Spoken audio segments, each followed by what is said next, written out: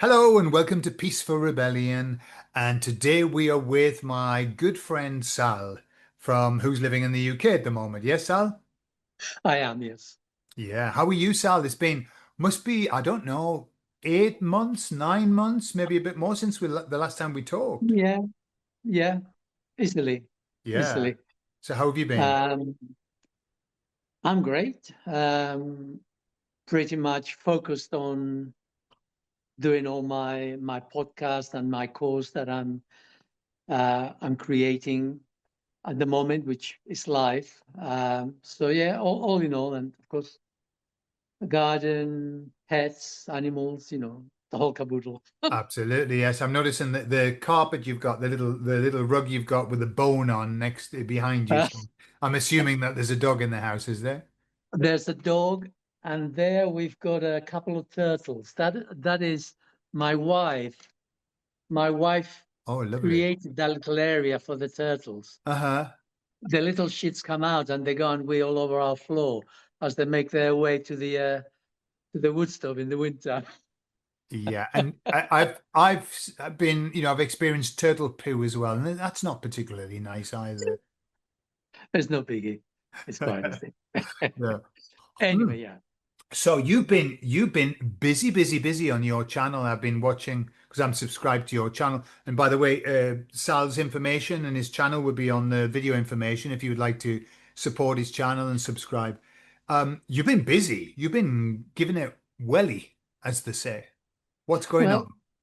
well, I'll tell you what's going on. For 5 years, I had no idea how to create a podcast that would be picked up and used by the internet. So I mean, I've got 200 videos out there now, and I'd be sitting and I'd be doing this regularly.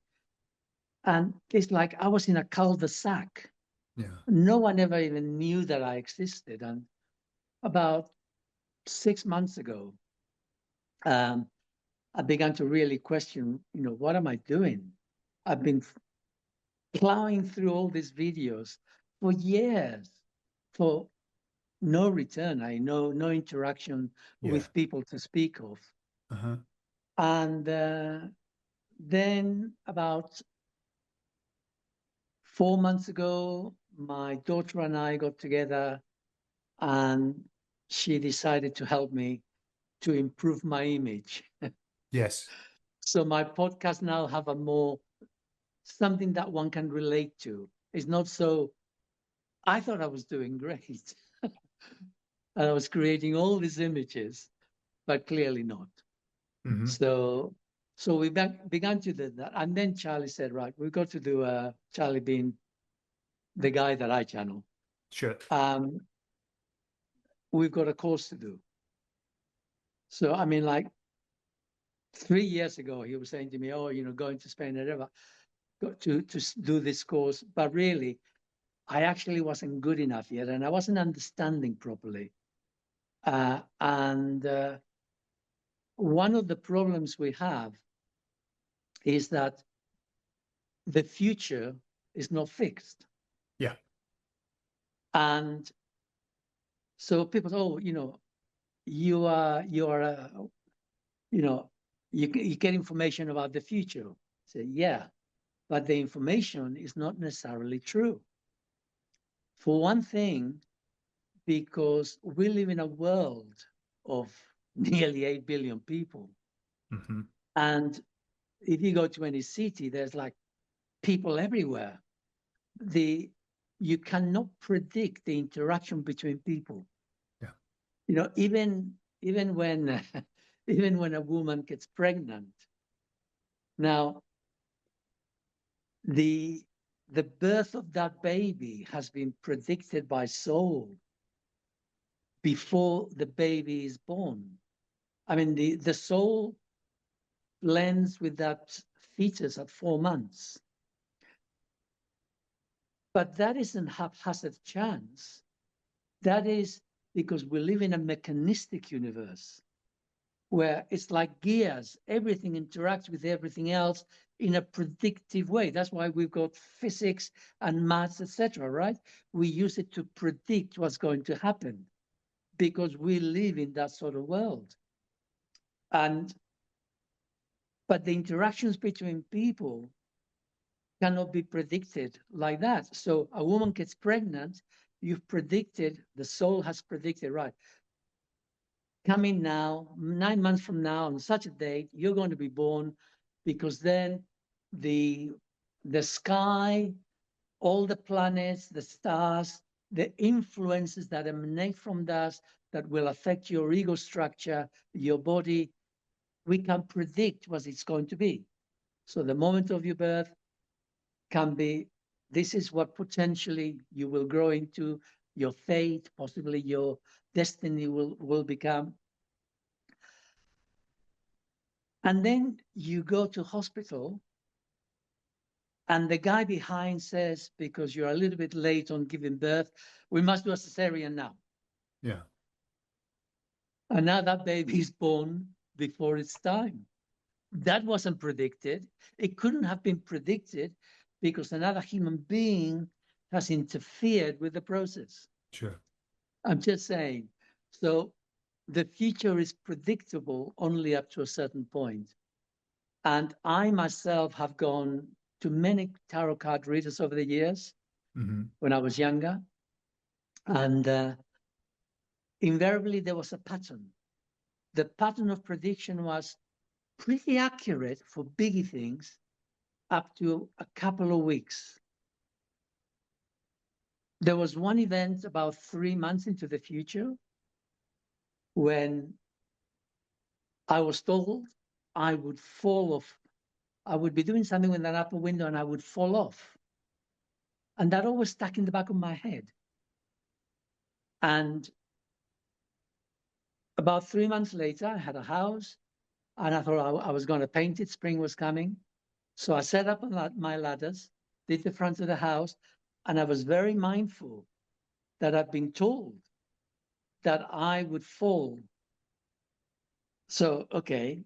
So I went to the back of the house, put up the ladder. The floor was uneven. I put a little wedge underneath, went up. I was working. I had my little stereophonic things at the time, listening to some music. My next door neighbor, an old woman of around 80 odd, she said, oh. So I came down, went and I chatted with her. We had a 10-minute chat, came back, put my headphones, climbed up the ladder, fell.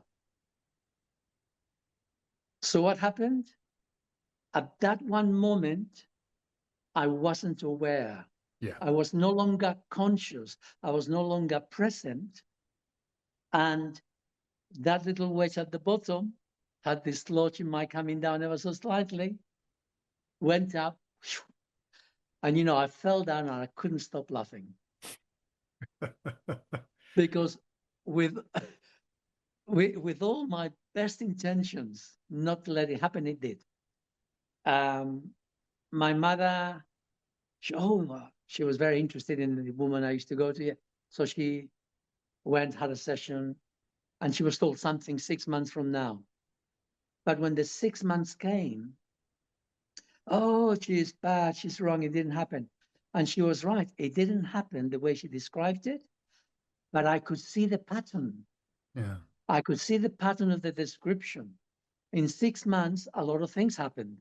We don't have a supercomputer that can predict the movements of every human being on this planet and the interactions. Yeah. So it gets really difficult to predict the future of human beings in any meaningful way. It makes me think of the Looking Glass project. I don't know if you're familiar with that. The project where they had basically some kind of device that they could look into the future with. And the baddies had it. And what they would do is they would program potential futures. If we do this, what will happen? Looking at the potential. And what if we do this?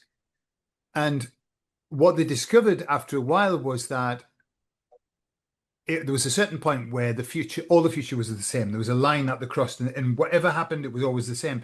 But what they discovered was that the intention adjusted the future.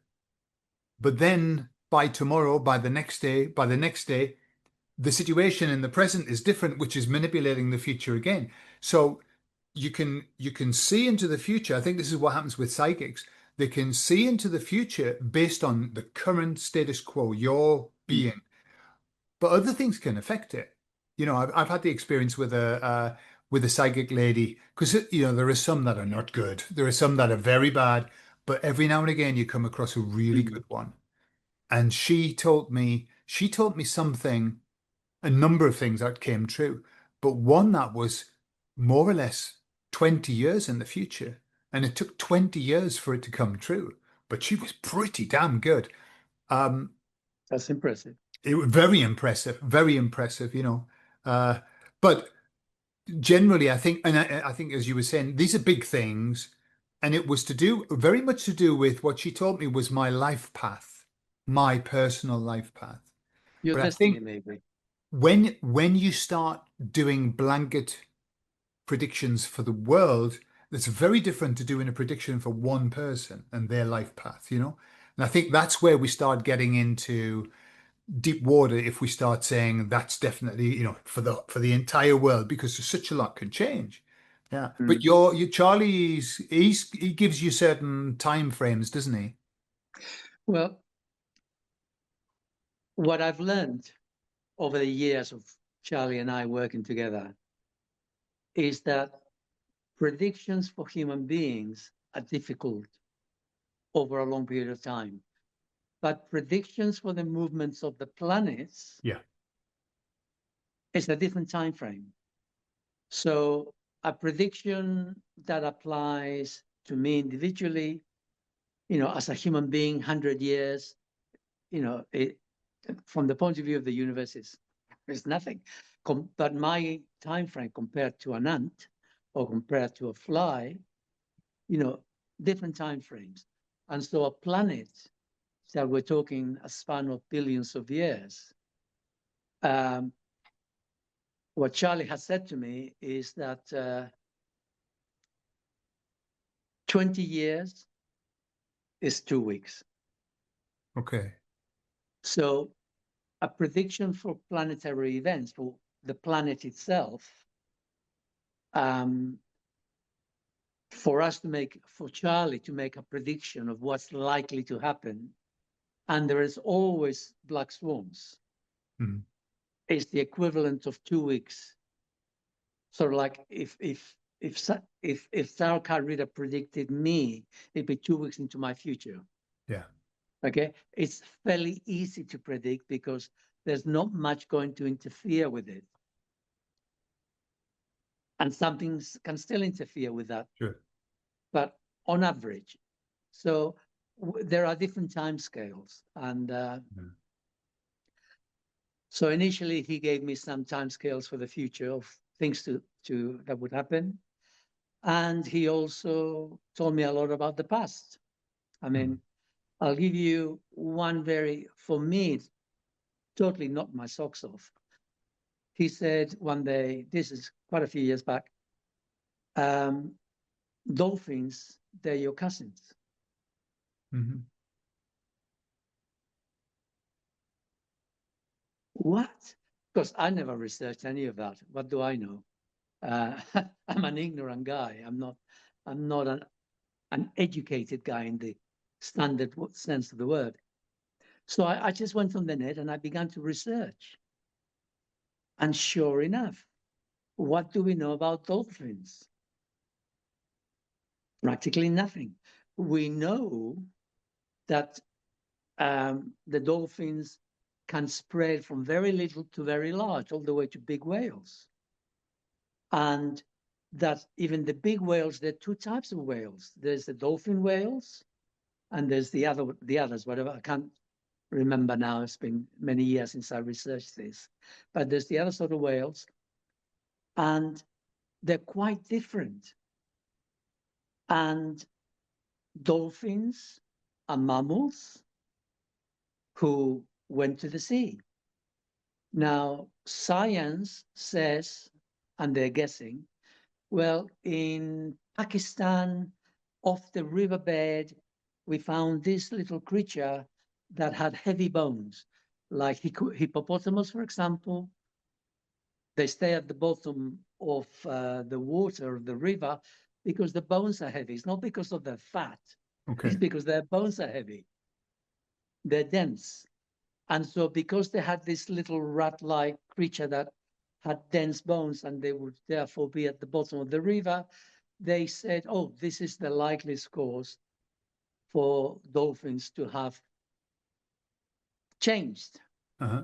And Charlie gave me a different story altogether. He said, no, about 100 million years ago, just over about 105 million years ago, part of humanity then, um, the land, it was hot, it was muggy, there were lots of insects, and it was impossible to live in. So they began to create stilts on lagoons. And that became their lifestyle. They were now living on these lagoons, on these stilts. And so they began to feed. I mean, because initially, according to Charlie, 550 million years ago, we were vegetarian. And we gradually began to alter. Um, and so 105 million years ago, we were now eating small rodents, and it was more a mixed diet. We were still having a lot of vegetables, but it was a mixed diet. But these guys, they went onto the stilts. Vegetables, as in the sense whatever they could scour from the environment. So they went to live in these lagoons, and they began to swim for fish. Fish was around. Gradually over time, the ones who could swim the fastest, the ones who could stay underwater for longest, well, they were the ones who were the most desirable of men for women to copulate with and have new children. So in the same way that a giraffe gradually gets an elongated neck, so people then began to, I mean, they still had tails and they still had hair, but they gradually began to alter their features. They spent more and more time in the water. And over a span of about 5 million years, they became dolphins. And then those dolphins themselves began to mutate depending on whether they were in the river, whether they moved to the seas, whether they moved north, south, where they went deeper. And I thought, well, I then explored their diet, and yeah, it made total sense. And I then began to look at videos which exist today of how dolphins are in the world. And they are families, they're family orientated, they're groups, they're very intelligent, they're very noble, they're very aware of us. And like us, we are cerebral, they're emotional. So they're emotional creatures, but they're also feeling creatures. We ourselves have become cerebral, with emotions getting a look in now and then, and the feelings hardly ever getting much of a look in. They get an occasional glimpse, but hardly ever. And the dolphins are totally noble creatures. Their lifestyle suits them. And, you start to look at that and you can start to realize that they've actually got language. They communicate with each other. They don't need language the way we use it, but through their clicks and their sonar, they have a different perception of the world. But there are BBC videos out there that show you that they very quickly pick up with a sonar. They can go beep, beep, beep, and they choose by the color of an image of a fish what sort of fish they'd like to eat. They've done experiments. Yeah. They're intelligent creatures. Yeah, and they're used, and I know that they've brought in a lot of laws that don't permit this, but for birthing mothers to be in the water with the dolphins is apparently an incredible experience, and they all help. The dolphins help to help with the birthing experience. Yeah, I mean, there's tons of stories of dolphins helping as well, saving people who were in the sea, sailors and things like that. Yeah. So And from a mile away, I've seen videos of people describing how, the dolphins, they're about a mile away, and they become alerted to the distressed human, yeah, and they come and they collect and they start to rescue, yeah, or they go and find someone else who can actually help the human. yeah. I mean, that shows intelligence as well as concern. I won't say human kindness, but Sure. dolphin kindness. Dolphin kindness. Yeah. It makes me think. I remember watching a program about Robin Williams. You remember the actor Robin Williams who Yeah, I do. he committed sewage pipe? Yeah. Well, and now that we know how Hollywood is made up and the kind of things they get up to, um, he went into the sea with dolphins and he went into the water and they all attacked him, started thumping him with their noses, and he had to come out. And I thought, how strange was that? It was just goes against everything you understand about dolphins and everything, Mm. except maybe they understand things a bit better than we do in some cases. We won't go into conspiracy theories. No, but that was interesting. So tell me, before we started, we kind of were having a pre-video chat, and I was saying how busy you've been and how you're doing a Yeah. lot of videos, and you said, well, I'm making the most of the time that I've got. Yeah. Okay. And you mentioned a few dates. Do you want to just kind of give us an overview of that? Because it's what Charlie kind of gives you, yeah?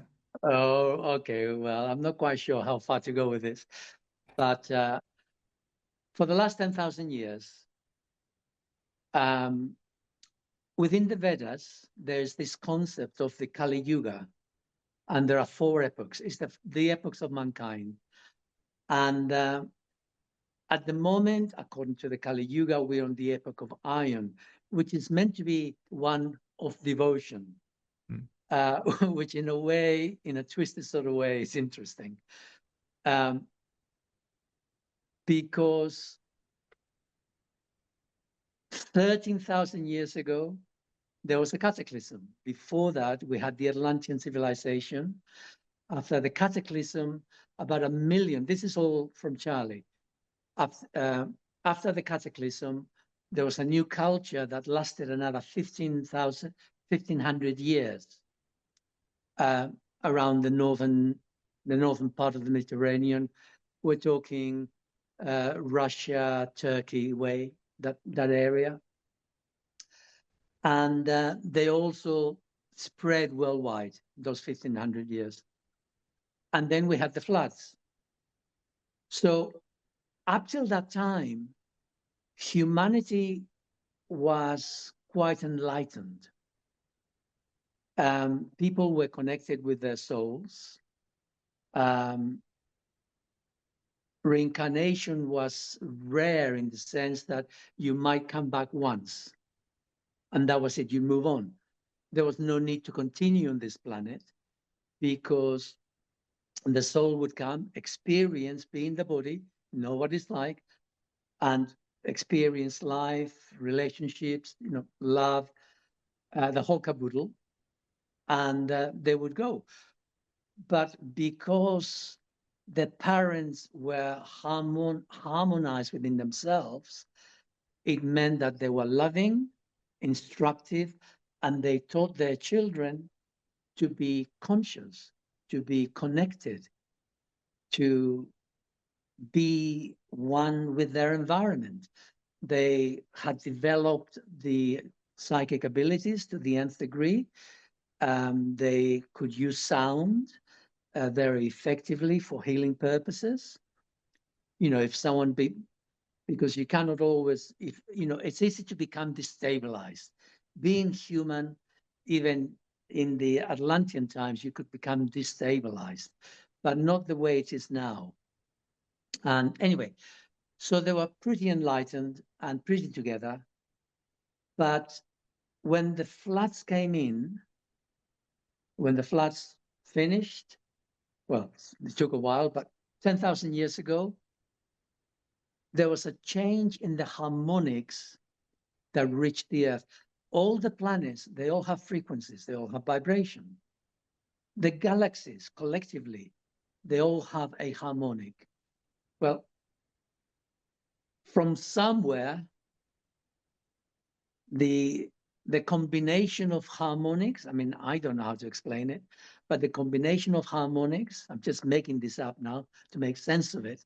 The combination of harmonics changed the frequencies that reached the Earth. The result for humanity was that our capacity to be connected with our souls, with our hearts, diminished. Mm-hmm. That means that our level of consciousness came down. And this became the dark ages for mankind. And that came in line with the Kali Yuga effect. It came in line with the harmonics, the Kali Yuga. They all came together. I mean, there's more to the story because we've now got the archons. This is a complicated story. I mean, because there are parasites who are interfering with mankind, and they've been there for the last 3.5 million years, but that's another story. And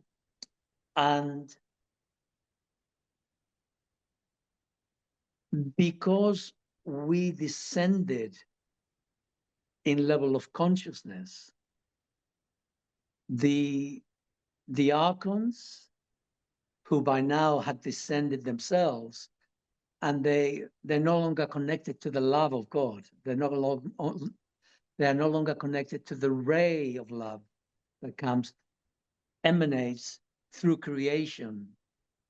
Some of it reaches us, right? We're not exempt from it. But the archons, they are exempt from it. And they feed on fear. Mm-hmm. And so 10,000 years ago, we descended and we became animalistic. I mean, there's no other way to say it, brutal. Fear is inherent in all animals. all animals on this earth, they use fear to keep themselves safe. Mm-hmm. Fear is a very effective means of protecting ourselves to react to the world. So fear is good. But fear can also become corrupted. Mm-hmm. And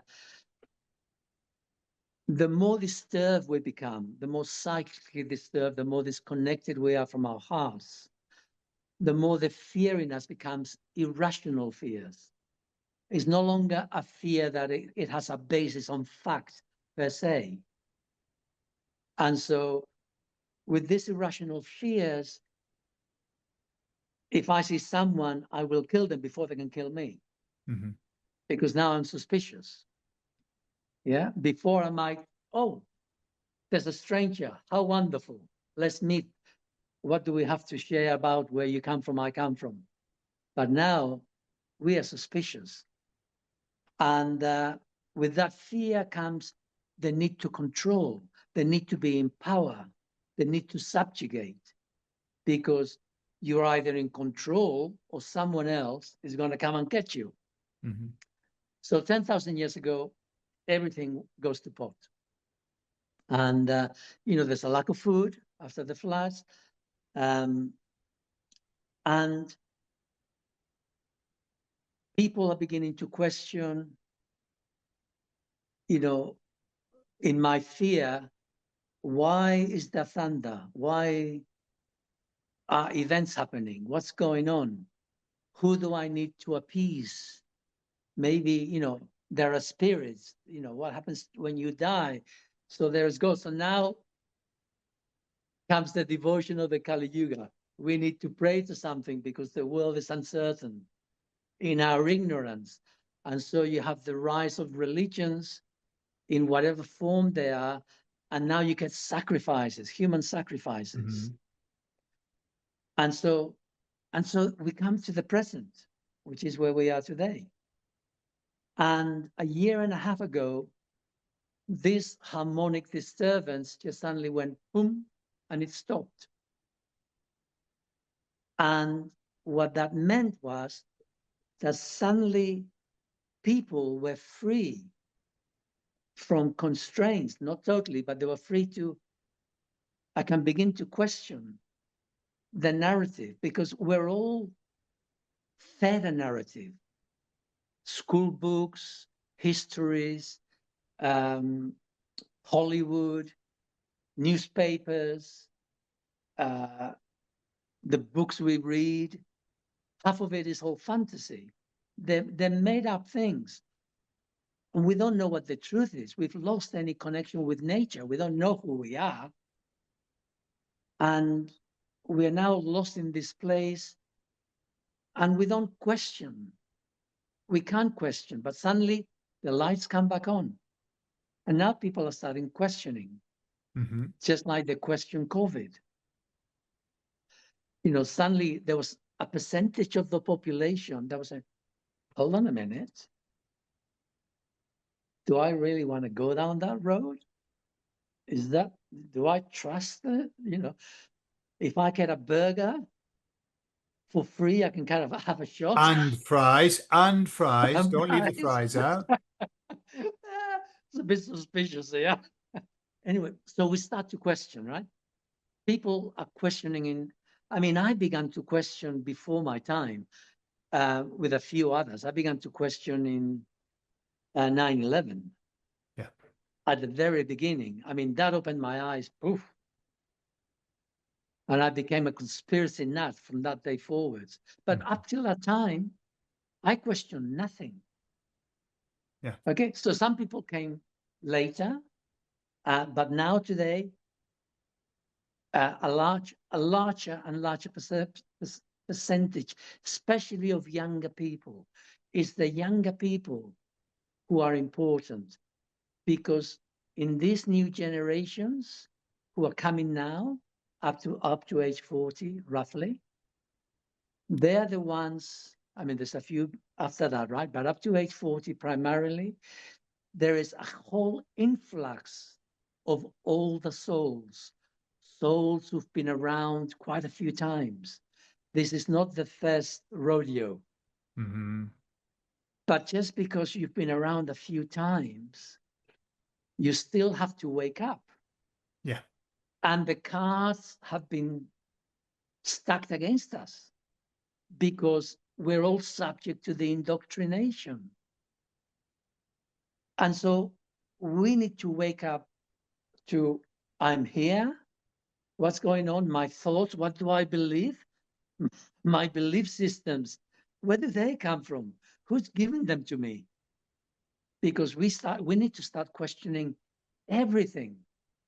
Even me talking right now, we need to question everything.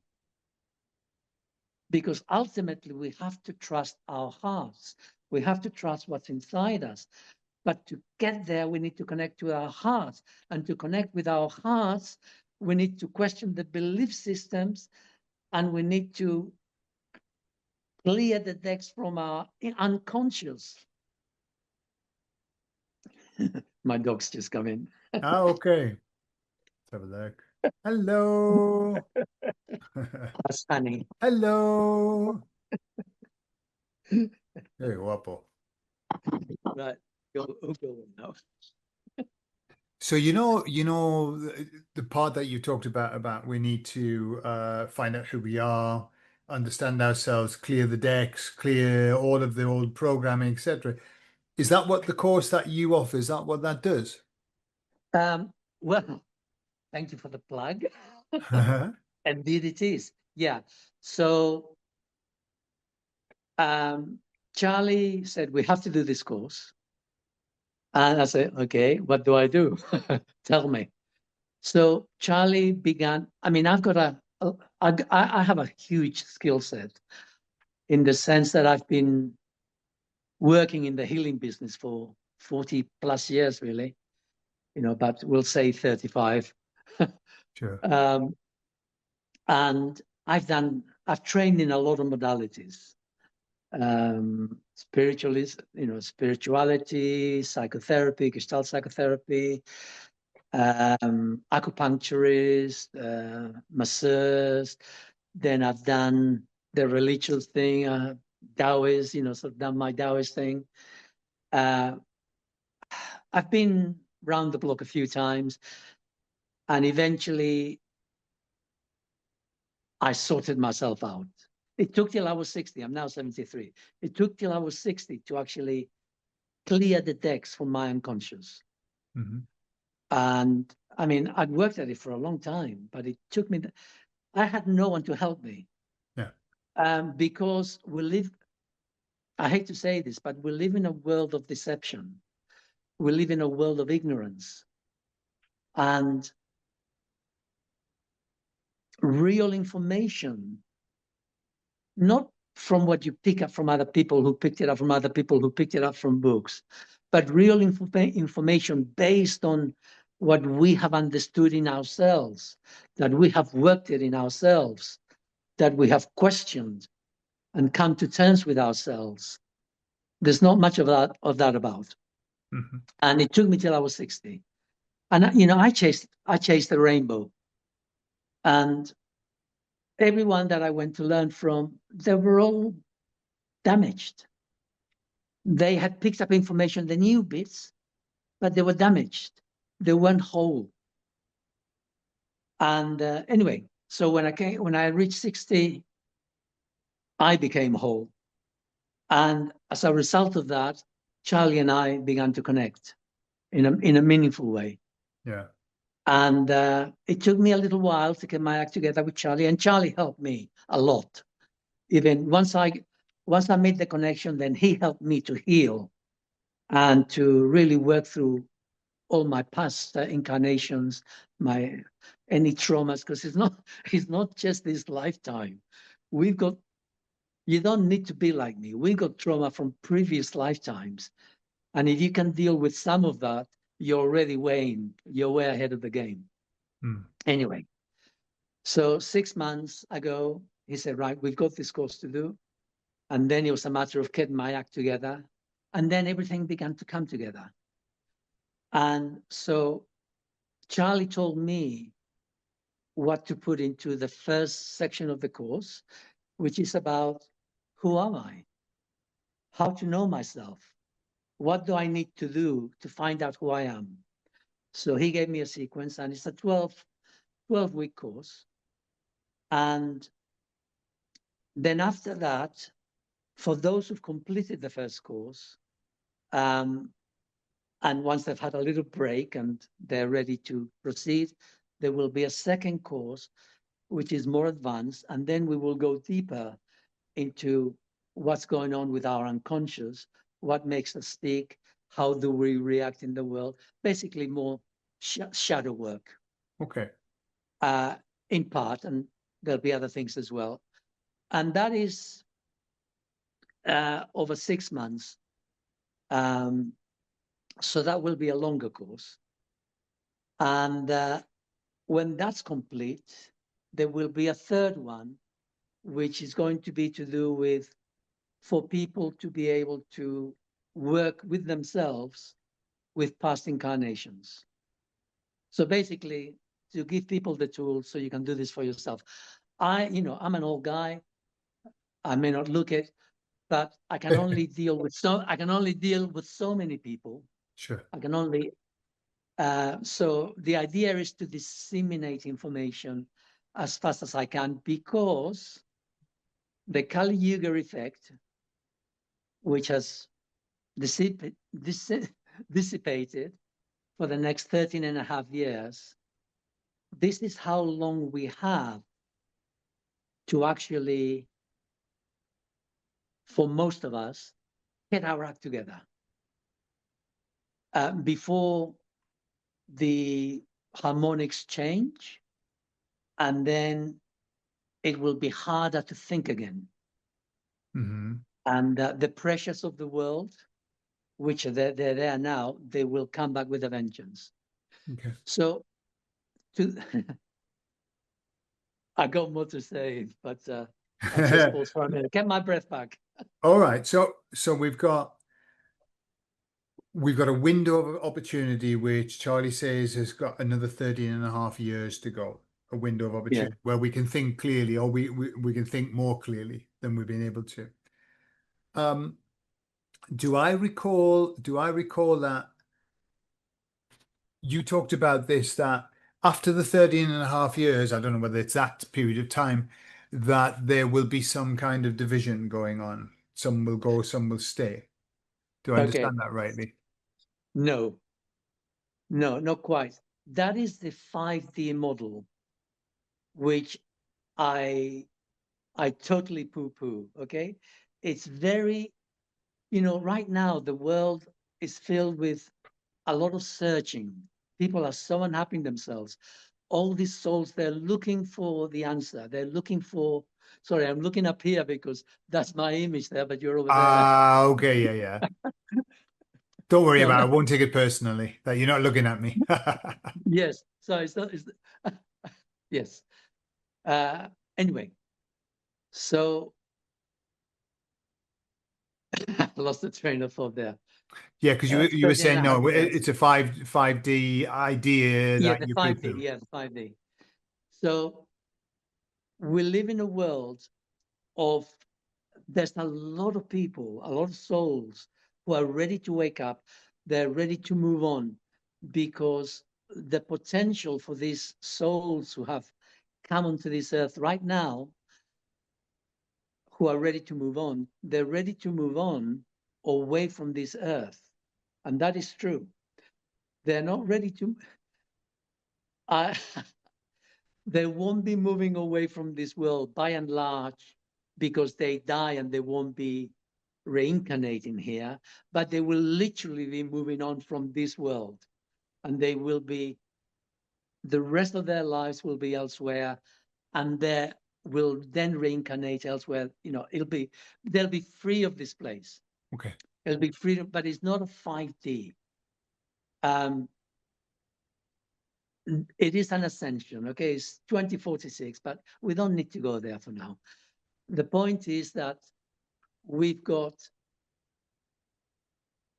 13 and a half years left to get our act together, and we need to discern ourselves from the mainstream spirituality. I keep looking up there.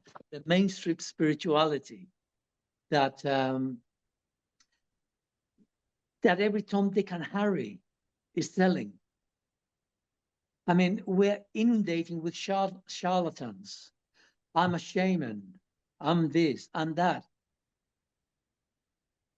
There are people who themselves are trying to find the truth in themselves, but they've got seduced by doing a course here or a course there, and they do a number of things.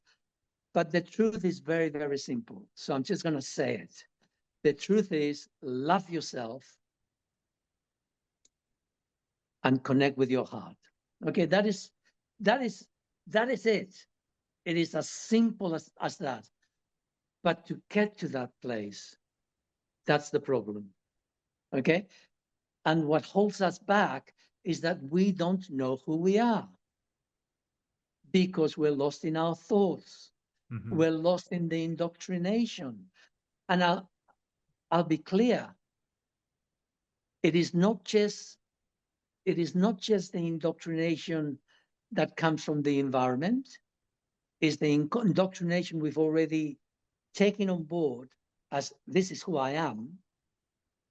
And so we believe, and we are responding to unconscious scripts which are programmed within us, which we ourselves have programmed as well, and which dictate our life. Hmm. So we are on automatic, and we need to wake up to that. We need to wake up to say, I'm not my thoughts, I'm not my emotions. Okay. When I'm reactive, what's going on? It's not me. It is me, but it's not me. Yeah. It's a disturbance because I am not connected in myself. I'm not who I am. So we need to connect. We need to clear the decks. We need to be aware of what's going on in our unconscious, clear that deck. And we may or may not do it fully, but we need to be aware of something else, which is even more insidious. And this is the collective unconscious, which Jung was the first one to sort of speak about it in a big way. It's been spoken in esoteric circles as the Akashic records. Mm-hmm. But the reality of it is that it is a collective thought form that we as individuals feed with our ignorance, with our superstitions, with our emotional disturbances. And this collective unconscious influences all of us. Mm-hmm. We're all at the mercy of it. And so we need to, you see, this is why it's difficult. We need to wake up to ourselves. Who am I? Step number one. This is why I'm creating the course. Who am I? Can I connect with myself? Can I connect with my heart? Can I be in my body? Can I be present? Can I raise my consciousness? Well, you don't actually raise your consciousness, although I've used that word. What we actually do is consciousness, our consciousness is our soul. As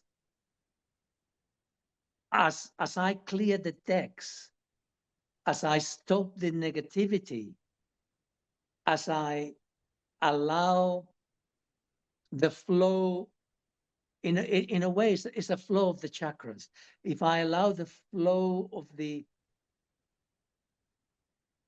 I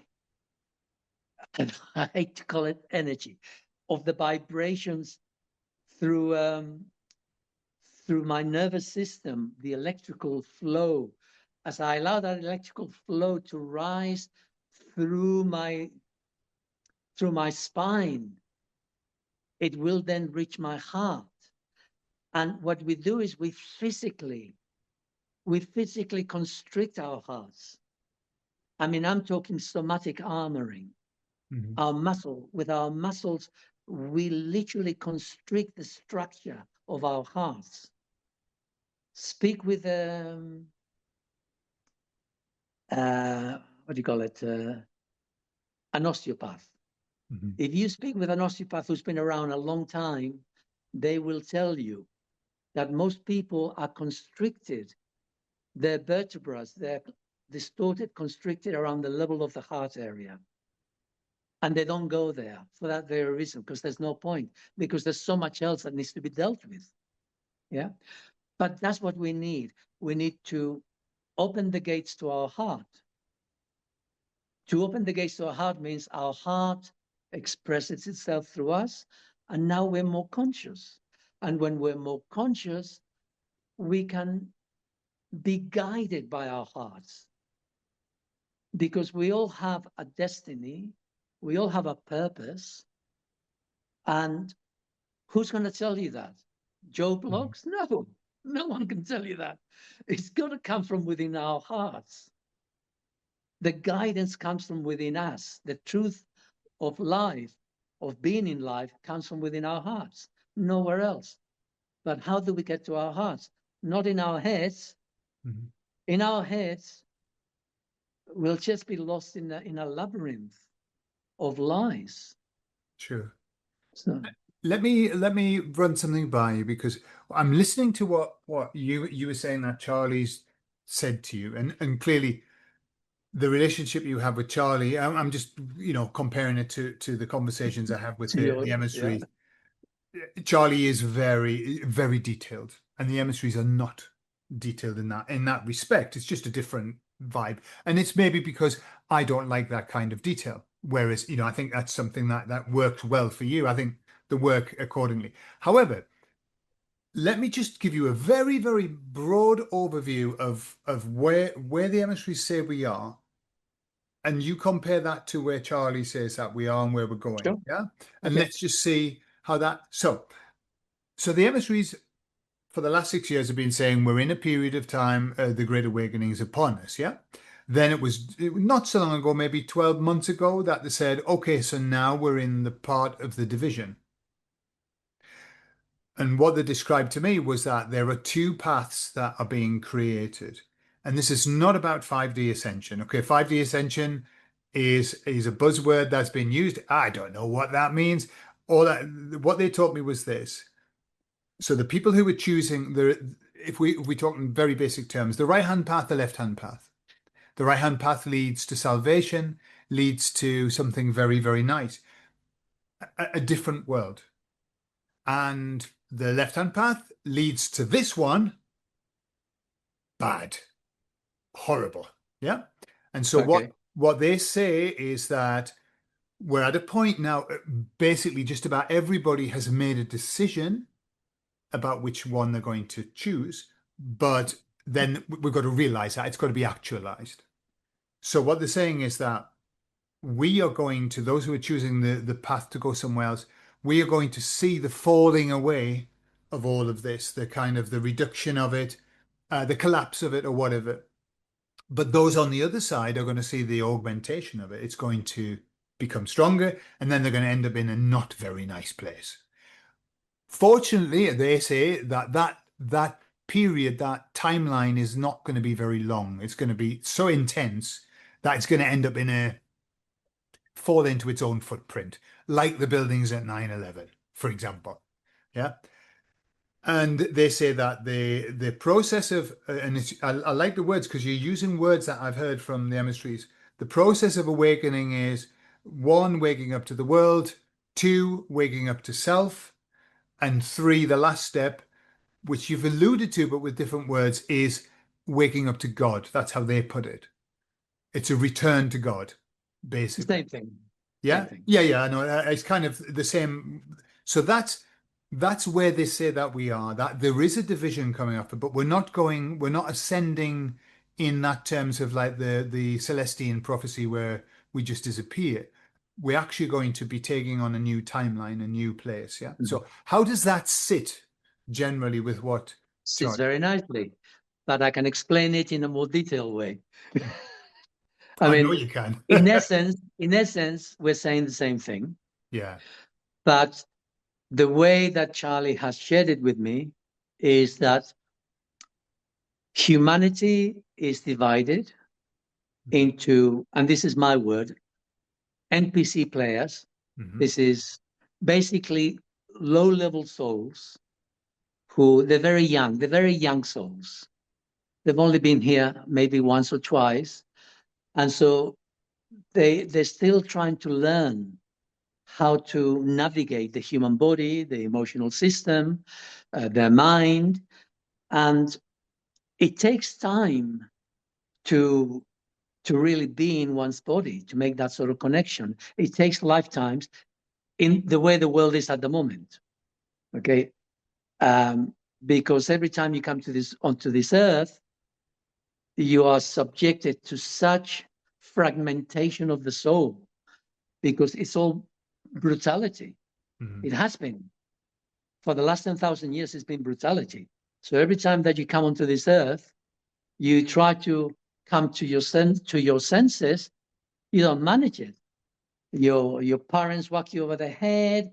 Your Lord, I won't say horrible words, but they abuse you sexually.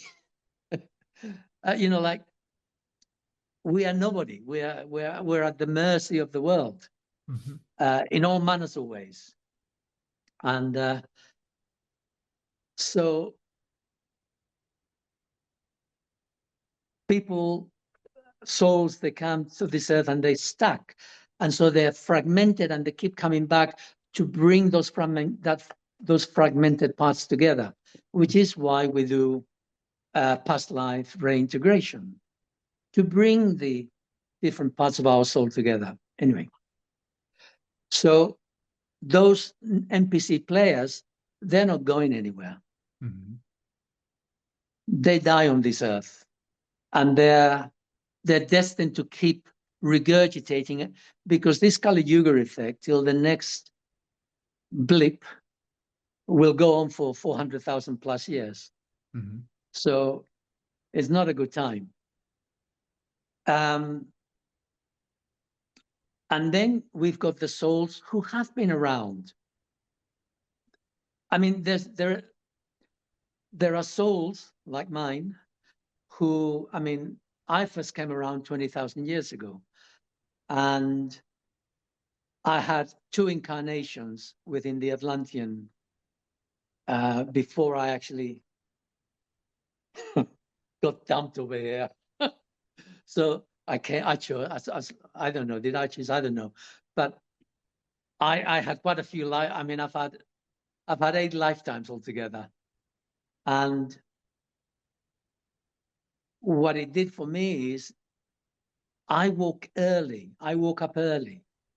I mean, from the time I was 15, I was already curious, questioning magic. What's magic all about? I wanted to know all about magic. By the time I was 19, I was already involved in Gurdjieff groups. You know, I mean, I was desperately searching. I'd been totally damaged by my childhood, really badly. I mean, like really badly. So I was a true searcher. You have to be damaged. You know, if you're not damaged, you don't question. Sure. You don't seek. You're not looking. If your life is a bed of roses, you have no reason to do anything different. So I was really damaged emotionally, physically, mentally. Anyway, I survived. I kept going. And so I woke up early. So I'm here today before my time to help the younger generation who are ready to wake up. So that's my destiny. Mm-hmm. Thanks. It was a shitty life, I tell you. Pain and suffering till I was 60. Anyway, done with, moving on. So then we've got, and I call them the wayfarers. So these souls who, they're ready to wake up. They've been around quite a few times. They know what needs to be done. And when they hear a concept, spiritual concept, which science would poo-poo, they say, oh, no, it makes sense to me. There is something here. Yeah, Mm-hmm. because they are more connected to their soul than the NPC players are. And so they're the ones who, I mean, the reason why there is so many of us in the world is precisely because over these 10,000 years, there's been a lot of people, a lot of souls which have come back again and again and again. And there've been new souls coming in again and again. And now we're bringing them all together. This is the time for doing something about it. Mm-hmm. This is the time for waking up and moving on for that proportion of the population who are ready. So we've actually got 4 types. We've got the Atlanteans, just for sake of argument, we've got the Atlanteans, those of us, and I mean, I'm not the only one. There's, I don't know how many there are.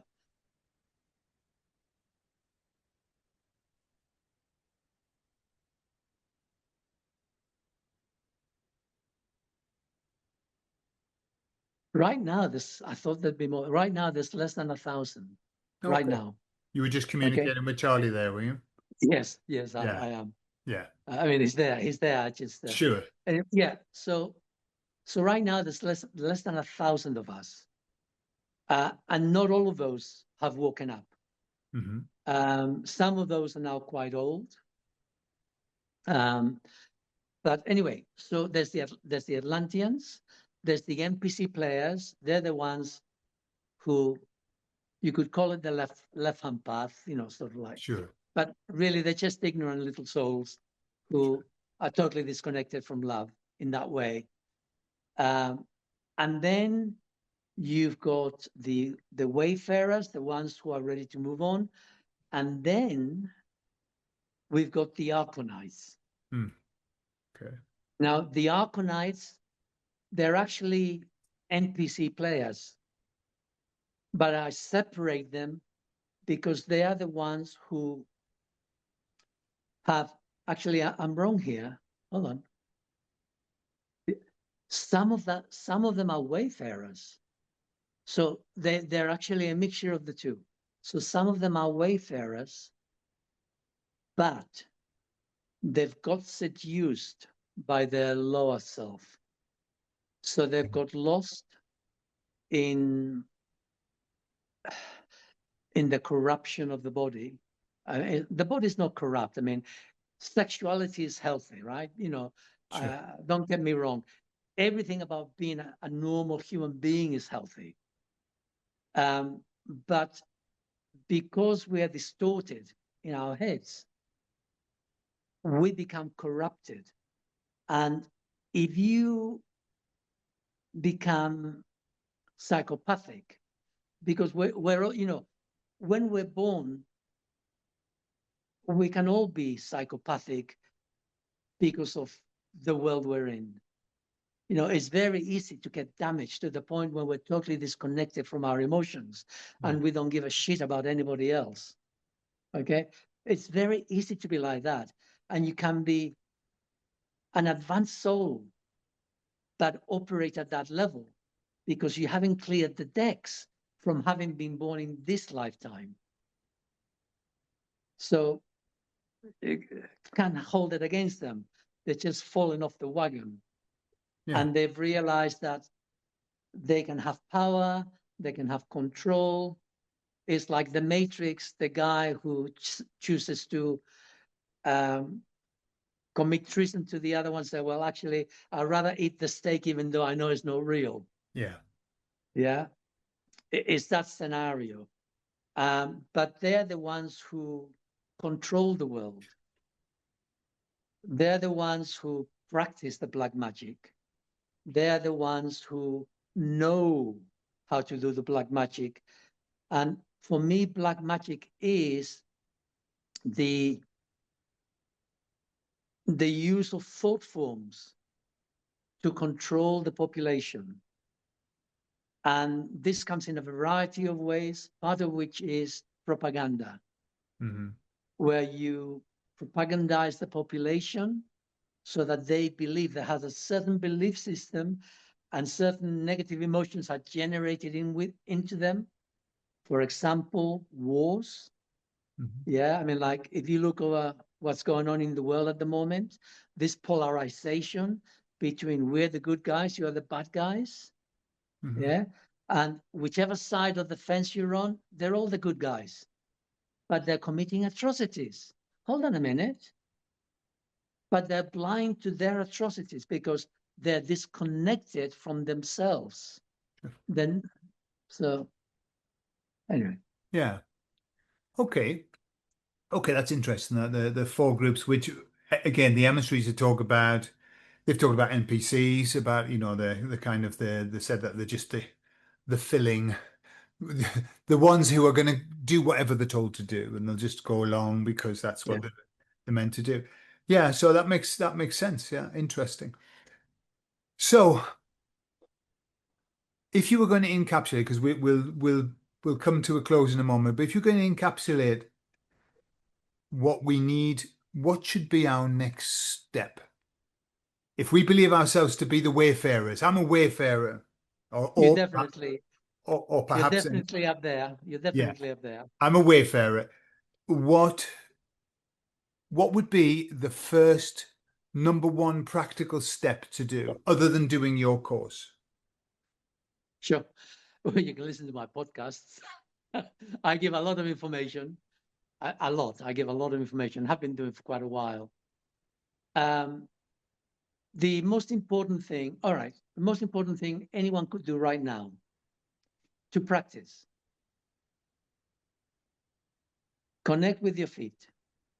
Be connected with your feet right now. Your toes. Just connect with your toes. So in doing that, you move out of your head. Hmm.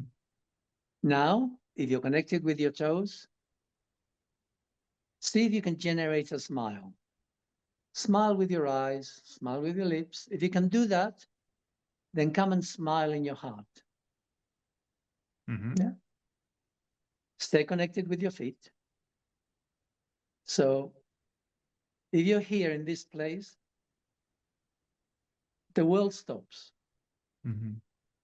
Sure. We're present. Well, think of consciousness as a sequence of salami tactics. Every moment that you do this, you add another little salami, another little salami wedge to your large sausage. Sausage. Yeah. Okay. So you want to have a sausage, your sausage is made out of little salami slices. Every time that you connect with your heart by being in your body, you're adding to that. Mm. Because when we are here, thoughts will come. And now we can question the thoughts. Hmm. Well, and then we recognize this thought is not me. So if this thought is not me, what else is not me? Yeah. And then we start to question how we feel about ourselves. Like people hate themselves. People hate their looks. They'll hate the way they reacted to someone else. They'll hate the way they have no money in relation to someone else. Then you get envy and all of that lark. Uh, not being as popular. Oh, I'm no good. I'm this, So we put ourselves down. And that is the way we go to hell. If there is such, I mean, I don't believe in hell, but if Sure. there's such a thing as a hell, this is the way to hell. Sure. This is the way to disappear because we move away from God. We move away from our hearts. When we hate ourselves, we're telling the world, I hate myself. And guess what the world will do? The world will hate you back It'll reflect it back for you. because Yeah. that's what you're giving the world. You're saying, I hate myself. The world will say, okay, we agree with you. Sure. Yeah. If I love myself, when I love myself, as I love myself, so the world goes, oh, I love you too. Absolutely. Absolutely. It's very true. And as we, when you just need to be around somebody who likes themselves, and I'm not talking about egoically, who likes themselves, who loves themselves. And it's a very refreshing place to be. There's no stress or difficult moments. It's like very, very relaxed. It's when you're with somebody who clearly doesn't like themselves, and so they either spend the whole time wanting you to reinforce themselves and tell them that they're not so bad, or they want you to agree that it's a very different dynamic. Yeah. So very good. I just had Go one on. more. Yeah. Criticism. People are constantly criticizing themselves all the time. It's ongoing. And then they react when other people are critical towards them, little realizing that they themselves are then not only are they criticizing themselves, they're criticizing the world. Yeah. It's a vicious cycle. Absolutely. And all roads lead to hell Yeah. in that way. Sure. Uh, so Sure. As they say, we can make a hell of heaven just by thinking so. By yeah, by thinking so. Yeah. Reminds me. I'll just finish with this story. Something you were saying about feeling your feet coming into your body, smiling in your heart. That's being that's closing down all external, closing down the external. That's coming all of the time, and I'm aware that now let's have a look. The Arcanites, as you call them, are the doing their archives, yeah. they're doing their damnedest to keep us distracted in any way possible. And even to the point of you don't necessarily even have to think now because we've got a little device that'll think for you. And I did on my Spanish channel, I did a talk about just my opinion of the World Cup. I don't follow football. I haven't seen football for years, and I watched this and I was like horrified by what I saw. So I chatted about it. And I said, just a very simple thing. I used to go and see football when I was a boy. My dad used to take me to the football. And I didn't like it, but I went there. And I used to watch really good football. Very, very good football. Very skillful. Very dynamic, very exciting. And then I watched this and it was shit. It was the worst football I've ever seen in my life. So that's all I said. And this guy, rather than thinking, well, is he right? Is this is this my reality? He said, I've just checked on AI and you're wrong. Okay. And he posted what AI said, which was, as you can imagine, no, this is a bias that we have where we always assume that things before were better and they're not now. And this whole diatribe, and I thought, but what do you think? What do you think? What do you feel inside? But this is what we've got to be very careful of now, or not careful, but aware of, is that they want us outside of our body. They want us external. They want us there listening and phones and no silence at all. And to do your little technique, you need silence. You need to be sitting. You need to be quiet, to get in touch with your toes and imagine your heart. So I think it's something that we need to be very aware of because the more that we're distracted, the less that we're going to do the work that we need to do. It's a difficult one. It is, yeah. I will say, though, that I have great hopes for this Wayfarer generation which are coming up. My daughter's friends, they don't drink. Mm-hmm. And I'll just say alcohol is poison. It's pure poison. All drugs are poison. If you want to be truly conscious, you need to give up all the drugs, ideally.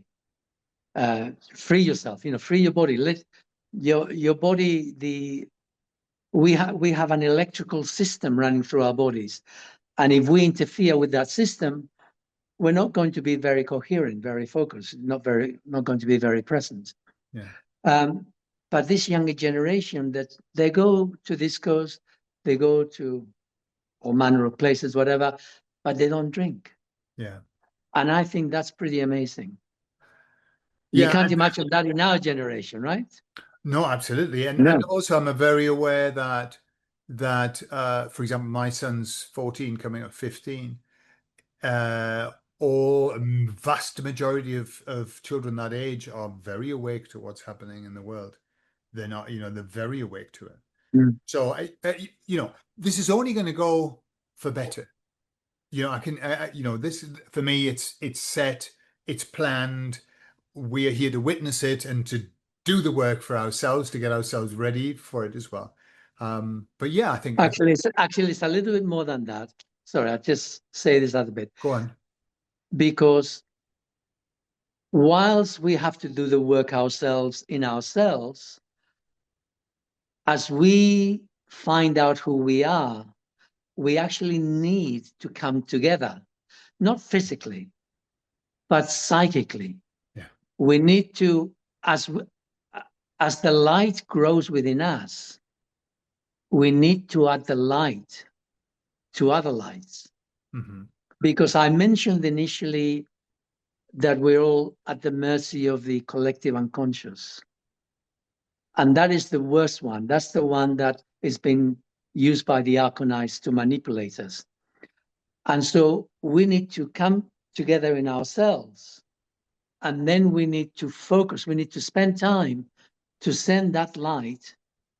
And if you follow what I share over the coming months, I will be giving meditation on that. But basically, we need to come together and shine our individual lights.